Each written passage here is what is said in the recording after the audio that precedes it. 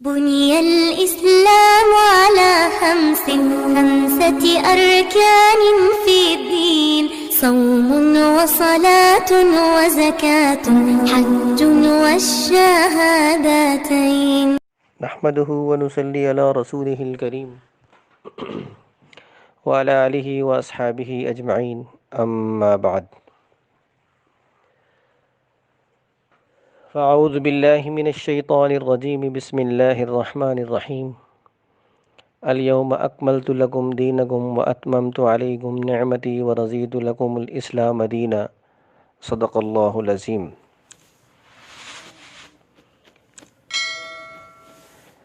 اسلام ایک مکمل ضابطۂ حیات ہے۔ انسانی زندگی کا کوئی گوشہ ایسا نہیں ہے جس کے متعلق اسلام کی سنہری اور روشن تعلیمات نہ ہوں۔ اس لیے اہل اسلام کو کسی بھی اعتبار سے کسی بھی مرحلے پر اسلام کو چھوڑ کر کسی اور کی طرف دیکھنے کی نہ ضرورت ہے اور نہ گنجائش ہے۔ 2-4 روز کے بعد نیا سال شروع ہونے والا ہے۔ مسلمانوں کو یہ بات ذہن میں رکھنی چاہیے کہ جو سال شروع ہو رہا ہے یہ عیسوی کیلنڈر کا ہے۔ اس کا نام بتاتا ہے کہ اس کا تعلق عیسائی مذہب سے ہے۔ مسلمانوں کا مذہبی کیلنڈر وہ ہے جو ہجری کیلنڈر کے نام سے مشہور ہے، جس کا آغاز محرم سے اور اس کا اختتام ذی الحجہ پر ہوتا ہے۔ لہٰذا اگر عیسائی دنیا سال نو کا جشن منائے تو اہل اسلام کو اس سے متاثر ہونے کی قطعاً ضرورت نہیں ہے، اس لیے کہ ہمارا مذہبی کیلنڈر تو ہجری کیلنڈر ہے۔ جب اللہ تبارک و تعالی نے ہمیں اپنی ثقافت اور اپنی تہذیب عطا کی ہے جو ہمارے عقیدے کے مطابق تمام تہذیبوں اور ثقافتوں سے روشن اور بہترین ثقافت اور تہذیب ہے، تو ہمیں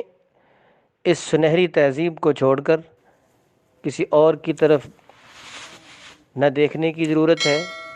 نہ اس سے متاثر ہونے کی ضرورت ہے۔ اگر اسلام نے وسعت سے کام لیتے ہوئے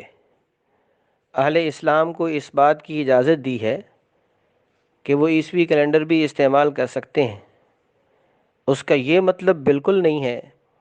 کہ اہل اسلام اپنے مذہبی کیلنڈر کو اس طریقے سے فراموش کر دیں کہ انہیں اس کے مہینوں تک کے نام یاد نہ ہوں، انہیں اس طرف کوئی دھیان اور توجہ نہ ہو کہ ہمارا سال کب شروع ہو رہا ہے اور کب ختم ہو رہا ہے۔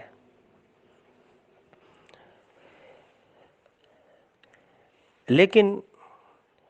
اس موقع پر ہمیں ایک چیز کی طرف متوجہ ہونا چاہیے، وہ ہے خود احتسابی کا عمل، کہ 2020 ختم ہو رہا ہے اور 2021 شروع ہونے والا ہے۔ سوچنے اور غور کرنے کی بات یہ ہے کہ جو لمحات، جو اوقات فرصت 2020 میں مجھے مہیا ہوئے، میں نے ان میں سے کتنے لمحات اللہ تبارک و تعالیٰ کی فرما برداری میں بسر کیے، اور میں نے اپنی زندگی کے کتنے قیمتی دن اور راتیں اللہ تبارک و تعالیٰ کی نافرمانی میں خرچ کر دیے۔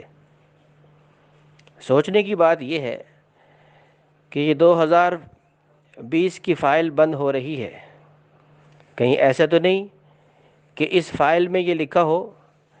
کہ اللہ کی دی ہوئی نعمتوں کی اس قدر ناقدری کی گئی کہ نہ آنکھوں کی حفاظت، نہ کانوں کی حفاظت، نہ زبان کی حفاظت، بلکہ بے دردی کے ساتھ بے توجہی کے ساتھ ان قیمتی اوقات زندگی کو فضول، لا یعنی اور ناجائز کاموں میں صرف کر دیا گیا۔ یاد رکھیں، وقت کا کام تو بیت جانا ہے، گزر جانا ہے۔ عقل مند وہ ہے جو ان لمحات کو اللہ تبارک و تعالیٰ کی نافرمانی سے بچ کر قیمتی بنانے کی فکر کرتا ہے۔ جو لمحے بیت جاتے ہیں وہ پھر ہاتھ نہیں آتے، جو گھڑیاں گزر جاتی ہیں وہ لوٹ کر نہیں آتی۔ وقت کی مثال اس بے رحم ڈاکو کی سی ہے جو سب سرمایہ کو چھین کر لے جاتا ہے، اور وقت کی مثال اس تیز دھار تلوار کی سی ہے جو میری زندگی کے درخت کے پتے ایک ایک کر کے کاٹ رہا ہے۔ دن گزر رہے ہیں، راتیں بیت رہی ہیں، گھنٹے گزر رہے ہیں۔ اللہ تبارک و تعالیٰ نے مجھے جو فرصت کے لمحات عطا کیے تھے، ہر گزرنے والا گھنٹہ میرے ان لمحات میں کمی واقع کر رہا ہے۔ کیا کبھی میں نے سوچا کہ کل قیامت کے دن اگر میری فائل 2020 کی کھل گئی تو اس میں کیا کچھ لکھا ہوگا کہ کتنی نمازیں تھیں جو اس نے نہیں پڑھی، کتنے دن گزر گئے اس نے قرآن کریم کو ہاتھ لگا کے نہیں دیکھا، کتنی مجلسیں ایسی ہوئیں جس میں اس نے غیبت سے اجتناب نہیں کیا، کتنی بار ایسا ہوا کہ اس نے جھوٹ سے پرہیز نہیں کیا، کتنی بار ایسا ہوا کہ یہ اپنے آپ کو بدنگاہی سے نہ بچا سکا، کتنی بار ایسا ہوا کہ یہ اپنے آپ کو اللہ تبارک و تعالیٰ کی نافرمانی کے بول سننے سے نہ بچا سکا۔ تو بہرحال سال نو کے موقع پر، اور سال نو بھی عیسائی دنیا کا، ہمیں کسی قسم کی تقریب یا کسی قسم کا جشن منعقد کرنے کی بجائے ہمیں اس بات کی طرف متوجہ ہونا ہے کہ میری زندگی کے جو لمحات بیت گئے ہیں میں نے وہ کہاں صرف کیے ہیں۔ آپ صلی اللہ علیہ وسلم حضرات صحابہ کے ساتھ جا رہے تھے تو راستے میں قبر آئی،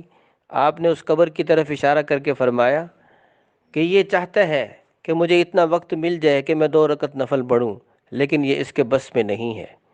ہاں تمہارے بس میں ہے، اللہ تبارک و تعالیٰ نے تمہیں موقع دیے ہے تو تم پڑھ لو۔